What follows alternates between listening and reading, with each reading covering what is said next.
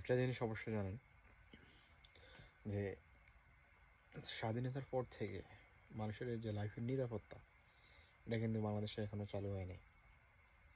খুন, দর্শন, চাঁদাবাজি, আরেকজনকে যে জায়গায় দুর্বল ওর উপর জুলুম করা এখনও চলতে আছে।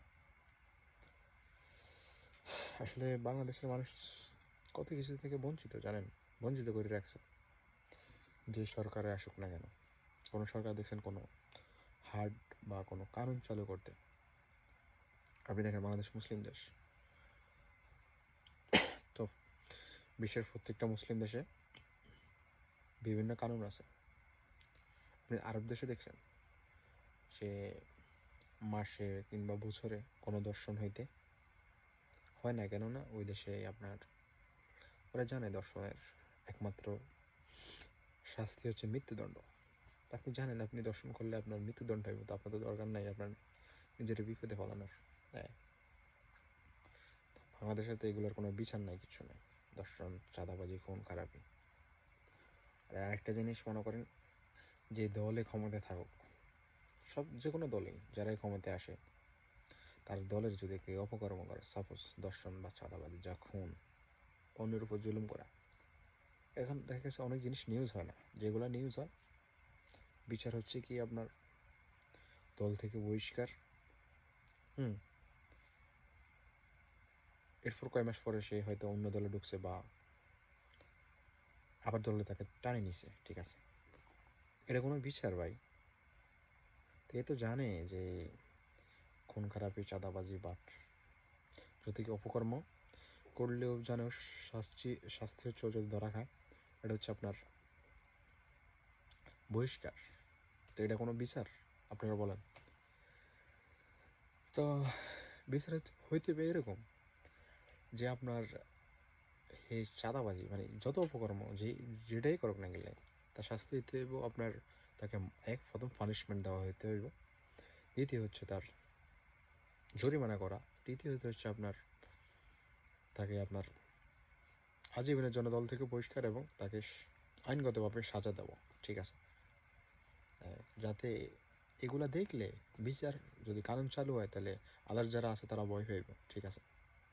সেম আরও কিছু কথা বলি, যেরকম দর্শন, চাঁদাবাজি, যারা দেশের টাকা বিদেশে লুটপাট করে না, দর্শনের শাস্তি কি আপনার মৃত্যুদণ্ড দেওয়া যায় না? আমি দর্শন দিতে বুঝিতেছি দর্শন, চাঁদাবাজি, লুটপাট, খুন খারাপি করা, হ্যাঁ, ডাকাতি করা, আপনার এইগুলো যদি শাস্তি সরকার যদি কানুন চালু করে যে কেউ দর্শন করছে, তার এক সপ্তাহের মধ্যে তারা যাচাই বাছাই করে সে যদি অভিযুক্ত হয় তার মৃত্যুদণ্ড দিয়ে দাও, জনসম্মুখে আইন। তো আপনারা দেখেন যত দর্শনকারী আছে যাদের চিন্তা ভাবনা এরকম, ঠিক আছে, তারা ডরে যাইব, ঠিক আছে, দর্শন করতে তারা ডরে যাবে, তারা 10 বার 100 বার ভাববো। সেম আমনের চাঁদাবাজি, লুটপাটকারী, ডাকাতি করা, একজনকে মারা, সেম একই কানুন চালু করলে তারাও ভয় পাইব। তো এই কানুনগুলা কিন্তু বাংলাদেশে চালু করে না, আমার বুঝান তো। মানে যেই সরকারে আসুক না, এটা চায় না, জানেন, চায় না যে জনগণ শান্তিতে থাকুক। যদি চাইতে তো অবশ্যই দেশে কানুন চালু করতো। কী কারণ আছে আমি জানি না, কানুন দেখে কি কোনো কিছু হইলে তার সর্বোচ্চ শাস্তি তাকে যে জেলে নেওয়া হয়, এরপর জামিন হয়ে যায়, বাস এটাই।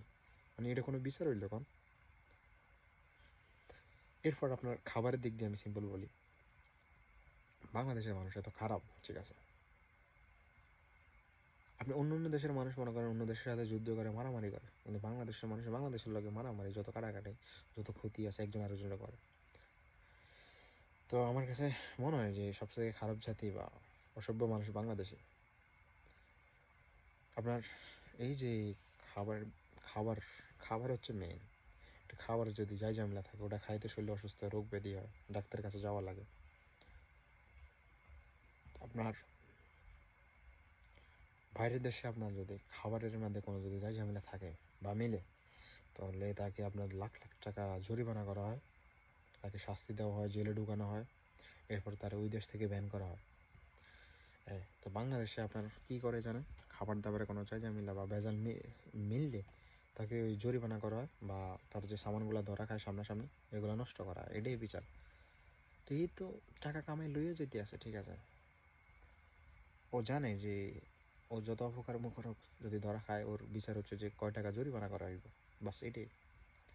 কে ওরেও সেম একই ক্ষেত্রে ওরও এইসব এইসব কারণে অপকর্মের কারণে তাকে মৃত্যুদণ্ড দেওয়া হোক, তাহলে দেখবেন পরিবর্তন আসবে দেশ, এই আর কি ভাই।